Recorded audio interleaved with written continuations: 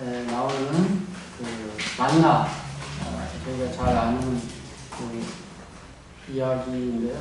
만나에 대해서, 만나를 통해서 저희가 배우는 그러한 그 교훈들, 또 여러 가지 것들을 한번 생각해 보는 시간이 됐으면 합니다. 하나님께서 이 순종에 대한 시금석으로 태초에 그 에덴 동산에서 선악과 나무를 이렇게 세워 놓으셨어요. 그래서 선악을 알게 하는 나무. 그러니까 아담과 하와에게 모든 걸 다 베풀어 주고 다 허락하셨지만 하나님의 것, 그러니까 그것만큼은 이렇게 제한을 두셨는데 그 제한을 둔 것이 선악을 알게 하는 나무였어요. 그것은 하나님의 명령에 순종을 하느냐 안 하느냐 하는 그런 어떤 시금석이 되는 그런 기준이 되었습니다. 근데 어쨌든 이제 아담과 하와가 그 하나님의 그 어떤 그 말씀에 순종하지 못하게 되었고, 또 이렇게 그 이후로 또 한 번의 어떤 그런 것들, 홍수가 내려서 이제 지구가 모든 죄악에서 또 이렇게 정결케 한 번 된 이후에 노아가 다시 정착을 하면서 노아가 그 발효된 포도주를 먹게 되죠. 그래서 그러한 것들을 통해서 또 한 번 어떤 사실은 그 포도즙이 이렇게 발효가 되면 그걸 먹지 말라고 그렇게 되지 않도록 해야 되는데 노아가 이제 잘못을 해서 이제 그렇게 돼버린 거죠. 그래서 이제 그 자손들이 또 한 번 또 여러 가지 어려운 일들을 많이 겪게 되는 그러한 일들이 또 시작이 되는 것입니다. 이 오늘 제가 말씀드릴 이 만나도 하나님께서 주신 그 명령, 율법에 대한 그런 것들에 얼마나 순종을 하는지 어떤 순종에 대한 시금석으로 이렇게 백성들에게 만나를 주셨어요.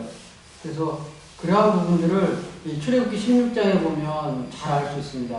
그래서 모세도 그러한 것들을 하나님 통해서 알게 됐고 또 백성들이 전했지만 백성들이 사실 덜어는 또 그 만나를 통해서도 어떤 사람은 이렇게 욕심을 부려서 아니면 또 구하러 갔다가 구하지도 못한 안식일에 만나를 찾으러 갔지만 내리지 않았기 때문에 못 구하고 또 6일째 되는 날에 너무 많은 걸 거뒀는데 또 다른 날에 평일에 너무 많이 거뒀는데 그것이 상하게 되는 그런 것들을 보면서 하나님께서 정확하게 그 하나님의 주신 방법대로 얼마큼 순종하는지 그것을 백성들이 가르쳐 주시고 훈련하시는 것을 우리가 알 수 있습니다. 이 만나는 오늘 제가 이렇게 쭉 말씀드리는 부분들을 생각해 보시면 성령과 많이 연관이 있다라는 생각을 많이 하시게 될 것 같습니다. 그래서 이 하나님께서는 그 백성들에게 필요에 따라서 만나를 광야 이스라엘 백성들이 애굽에서 나와서 애굽에 대한 음식들을 그리워하고 막 불평을 할 때 하나님께서 이제 메추라기와 만나를 주셨어요. 그래서 아침에는 만나를 주시고 저녁에는 메추라기를 허락하셨습니다. 근데 이 만나는 그 히브리 말로 만 이렇게 길게 이렇게 하는. 그래서 이 뜻이 뭐냐면 이것이 무엇이냐. 그러니까 저는 처음 보는 그런 거죠. 그래서 모세가 이스라엘 백성들을 출애굽하기 전에 광야에서 40년 동안 그 양을 치고 광야에서 이제 생활을 했지만 40년 그 생활하는 동안에도 모세도 한 번도 보지 못한 그런 식물인 것 같아요. 그래서 모세도 알지 못했고 또 이스라엘 그 많은 백성들도 어느 누구도 그것을 한 번도 본 적이 없는 그런 어떤 형태 또 맛 이런 것들을 가지고 있었던 것 같아요. 그래서 그 만나의 그 이름의 뜻이 이것이 무엇이냐 전혀 상상하지 못했던 또 예측하지 못했던 그런 것들을 의미하는 이렇게 이름이 붙여지게 된 것 같습니다. 그래서 이 만나를 이렇게 주신 것은 또한 우리가 이제 생각해 보면 이 육신적인 필요가 먼저 필요하지만 사실은 그 육신적인 필요보다 어떻게 보면 더 영적인 필요까지도 우리가 생각해 볼 수 있는데 예수님께서도 그 신명기 8장 3절에 나오는 말씀을 인용을 하셨어요. 그 사단에게 마귀에게 시험을 받으실 때 사람이 떡으로만 살 것이 아니고 하나님의 말씀으로 산다고 이렇게 하셨을 때 이 신명기 8장 3절의 말씀을 인용하셨습니다. 그래서 이 떡이 어떻게 보면은 이제 그 광야의 만나를 좀 생각해 볼 수 있죠. 그래서 이제 저희가 이제 그 만나의 특징이나 만나를 통해서 이제 배울 수 있는 그런 교훈을 몇 가지 말씀을 드리겠습니다. 출애굽기 16장에 보면 그러한 것들이 잘 나와 있습니다. 나와 있는데 첫째는 이슬과 함께 아침에 내렸습니다. 새벽에. 그래서 태양이 뜨면은 그것이 이렇게 사라졌어요. 그래서 만나가 그렇게 내렸던 것처럼 저희가 이것을 영적으로 좀 더 이렇게 생각을 해보면 모든 하루의 일과 중에 아침, 새벽 시간이 굉장히 중요하다는 것을 알 수 있습니다. 그래서 우리가 예수님께서도 새벽에 일찍 산에 가셔서 기도하시고 또 묵상하시고 이렇게 그 많은 영혼들, 그 지상 생애 동안에 그런 생활을 하셨던 것을 우리가 알 수 있습니다. 그래서 우리들 또한 아침에 정말 하루가 시작되기 전에 우리의 모든 하루의 그 어떤 삶을 내놓고 하나님의 은혜를 간구하는 그러한 것들이 필요하지 않나 이렇게 생각을 하게 됩니다. 그래서 하루 아침에 저희가 영적인 성령 하나님과의 교통하는 시간을 가진다면은 더 만나가 아침에 내렸던 것처럼 저희들도 영적인 생활에 있어서 생명의 양식을 얻는 그런 귀한 시간이 되지 않을까 이렇게 생각합니다. 두 번째로는 진주 색깔을 그러니까 하얀색이라고 표현이 흰색, 하얗다 이렇게 표현했는데 어떻게 보면 진주, 하얀 백진주 같이 약간 그런 색깔이었던 것 같습니다. 정확하게 저희도 보지 않아서 알 수는 없겠지만 그래서 이렇게 빛이 나고 하얀 어떤 그런 속성을 가지고 있었는데 이것은 조금 더 이렇게 우리가 생각해 보면 예수님을 통해서 우리가 이렇게 하나님의 속성을 이렇게 깨달을 수 있는 그러한 것들. 그러니까 예수님을 통해서 나타나는 하나님의 빛이나 품성의 어떤 그런 표현들을 우리가 발견할 수 있다는 것을 좀 영적으로 이렇게 추측해 볼 수 있습니다. 그래서 고린도전서 2장 그 10절에서 16절에 보면 이런 말씀이 있습니다. 제가 잠깐 읽어드리겠습니다. 오직 하나님이 성령으로 이것을 우리에게 보이셨으니 성령은 모든 것 곧 하나님의 깊은 것이라도 통달하시느니라. 사람의 사정을 사람의 속에 있는 영 외에는 누가 알리요? 이와 같이 하나님의 사정도 하나님의 영 외에는 아무도 알지 못하느니라.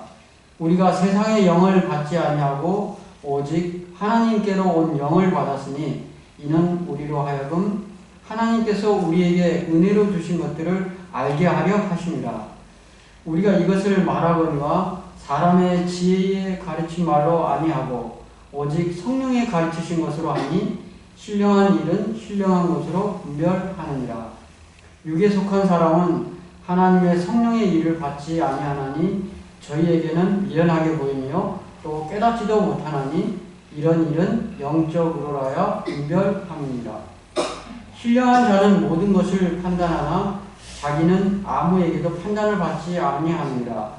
누가 주의 마음을 알아서 주를 가르치겠느냐. 그러나 우리가 그리스도의 마음을 가졌느니라. 이렇게 말하고 있습니다. 하나님께로부터 온 영을 우리가 받았을 때 하나님의 신령한 것들을 깨달을 수 있다는 것을 말씀해 주시고 있습니다. 그래서 우리가 그 영적인 의미로 이 예수님을 통해서 또 성령 하나님을 통해서 우리가 깨달을 수 있는 그러한 것들을 알 수 있습니다. 세 번째로는 이 만나는 하나님의 율법, 즉 그 안식일을 강조하고 있습니다. 세 가지 그 만나가 가지고 있는 세 가지 뭐 이렇게 좀 신기한 그런 것이 아까 말씀드렸던 것처럼 여섯째 날에는 2배로 내렸습니다. 그리고 금요일에 내린 만나는 안식일에 평일에는 그것을 놔두면 썩거나 상했는데 금요일에 거둔 그 만나는 신선하게 그 다음날 안식일까지 보존이 됐습니다. 그리고 안식일에는 또 만나가 내리지 않았습니다. 그래서 이 세 가지의 안식일에 대한 또 그런 아주 특별한 그런 규칙 아니면 규칙 이런 것들이 있었는데 이것을 보면은 한 가지 말씀드릴 수 있는 거는 이제 하나님의 명령을 얼마큼 순종하느냐 그것을 이야기하고 있는데 만약에 이제 뭐 너무 많이 거뒀다든지 아니면 안식일에 또 그것을 거두기 위해서 나갔다든지 뭐 이런 걸 보면서 그 하나님 명령에 순종하지 않은 것을 이렇게 죄라는 것을 딱 지적하게 되죠. 그래서 하나님의 명령에 대한 순종이냐 아니냐 그러한 것들을 가늠하는 죄에 대한 지적을 하게 됐어요. 그래서 그러한 점이 한 가지 있고요. 두 번째로는 절대적인 순종을 이제 배우게 되는 거죠. 그렇게 함으로 해서 하나님께서는 그 원칙대로 계속 만나를 광야 생활하는 동안에 내려주신 거죠. 근데 그런 걸 통해서 하나님에 대한 절적인 순종을 통해서 이제 의로워질 수 있는 하나님의 것을 이렇게 믿게 되는 그런 것들을 이제 배우게 되고요. 근데 세 번째로는 안식일을 이제 범하고 그것을 이제 지키지 못한 그 원칙대로 하지 못한 사람들은 이제 심판을 자처하게 되는 거죠. 그래서 그 안식일을 범한 사람은 돌로 치게 되는 그런 것들도 있는데 어쨌든 이 만나를 통해서 죄를 지적하고 의를 강조하고 또 심판을 지적하는 것이 되는 것입니다. 그래서 이제 요한복음 16장 8절에서 11절에 보면은 예수님께서 그 성령 하나님에 대해서 이야기를 하면서 그가 와서 죄에 대해서 의에 대해서 심판에 대해서 세상을 책망하겠다 이렇게 이야기를 하십니다. 그래서 죄에 대하여라 함은 저희가 나를 믿지 아니하며 의에 대하여라 함은 내가 아버지께로 가니 너희가 다시 나를 보지 못하며 심판에 대하여라 함은 이 세상 임금이 심판을 받았습니다. 그래서 만나를 통해서 우리가 알 수 있는 그러한 아까 그 세 가지 말씀드린 그러한 부분들이 성령 하나님의 어떤 그러한 역할이나 하실 일 그러한 부분들에 대한 것들도 이렇게 약간 통하는 그런 것들을 생각해 볼 수 있습니다. 네 번째로는 만나는 매일매일 그날의 필요에 따라서 그러한 양을 거둬야 했습니다. 그래서 한 사람이 한 오멜씩 거둬야 했는데 한 오멜은 약 2리터라고 합니다. 그러니까 적은 양이 아니에요. 그죠? 1리터 병 아시죠? 그러면 그게 한 사람당 2병이면 그게 아침에 내렸으면 적은 양은 아니에요. 그죠? 그래서 부족한 양은 아닌데 그것을 인원수별로 이렇게 거두게 된 거죠. 그래서 매일매일 그래서 매일 아침에 이제 해가 뜨기 전에 그것을 거두고 이렇게 하게 되는데 그리스도인들도 그날그날의 필요를 위해서 이 하루하루 그러니까 어떻게 보면 그리스도인들도 하루살이 그런 의미로 보자면 그래서 그날 필요한 영적인 은혜와 또 말씀을 위해서 그날 새벽에 또 그날 필요한 것들을 구하는 그러한 그리스도인의 삶이 되어야 하는 것을 우리가 배울 수 있습니다. 그래서 이 출애굽기 16장에 보면 많이 거둬도 남지 않고요. 조금 거뒀다고 해서 부족하지도 않았어요. 그래서 정말 그 사람이 필요한 만큼의 그 은혜가 이렇게 그 각 사람마다 다 이렇게 충족되는 것을 알 수가 있습니다. 그래서 하나님의 은혜도 모든 사람에게 그 사람의 필요한 만큼을 채워주시는 하나님의 은혜가 아닌가 이런 생각을 하게 되고, 하나님의 은혜는 뭐 저금해뒀다가 쓰고 뭐 이렇게 뭐 과거의 어떤 그런 것들을 가지고 오늘 또 살 수 있고 이런 게 아니고, 그날그날의 필요한 믿음을 가지고 또 그것을 구하고 그렇게 살아야 하는 그러한 것들을 우리에게 가르쳐주고 있는 것입니다. 다섯 번째는 만나는 크기가 작고 뭐 가시라고 이제 저는 찾아보니까 뭐 식물의 이름이라고 그러는데 굉장히 씨앗이면 좀 작을 것 같은 생각을 하게 되거든요. 그래서 굉장히 크기가 작고 그런 거에서 또 그것을 어떻게 보면 하찮게 여길 수도 있어요. 뭐 큰 거면 이렇게 좀 또 귀하게 여길 수도 있는데 뭐 지금의 쌀 같은 모양인지 뭐 어떤 형태인지는 모르겠지만 자칫 이렇게 관심을 안 두면 작기 때문에 그냥 지나쳐 버릴 수도 있고 뭐 그냥 하찮게 여길 수도 있지만, 그러나 그것을 취하거나 먹지 않으면 광야 생활을 하는 데 있어서는 힘들 수밖에 없는 거죠. 그래서 성령 하나님도 저희가 뭐 우리가 체감할 수는 없지만, 그러나 성령 하나님의 도우심이나 음성이나 인도하심이 없다면 저희가 순간순간 살아가는 데 있어서 꽤 많은 후회도 할 수 있을 것 같고, 또 때로는 이게 하나님 음성이었나 이렇게 또 자문해 볼 수도 있을 것 같습니다. 그래서 우리가 이 만나가 작고 사소한 것처럼 보이지만 그것이 광야 생활하는 거에 있어서는 절대적으로 필요했던 것처럼, 우리도 성령 하나님의 도우심과 음성과 그 인도하심에 전적으로 우리가 그 중요한 그러한 것들을 가지고 그것을 인식하고 그렇게 순종하는 것이 필요하다는 것을 알 수 있습니다. 여섯 번째는 이 해가 뜨면은 그게 녹아버렸어요. 녹아 사라지고, 또 그렇다고 해서 그게 굉장히 너무 부드럽고 연한 그런 것들이 아니고, 여기 민수기 11장 8절에 보면 맷돌에 갈아서 요리를 할 수도 있고요, 절구에 씻기도 했다고 그래요. 그러면 그거는 결코 부드러운 게 아니라는 소리잖아요. 우리가 단단한 곡식을 빻거나 이렇게 하는데, 그 다음에 가마에 솥에 삶기도 하고, 그렇게 해서 이제 이거를 뭐 과자로 만들든지 떡을 만들든지 이렇게 먹게 했는데, 우리가 생각할 때는 이제 뭐 굉장히 작지만 굉장히 단단한 어떤 그런 것들도 이렇게 어떤 특성적인 것들을 알 수 있죠. 그래서 그렇지만 또 이렇게 양면성이 있는 것 같아요. 성령 하나님의 음성도 그냥 무시해버리면 그냥 아무것도 아니에요. 그렇죠?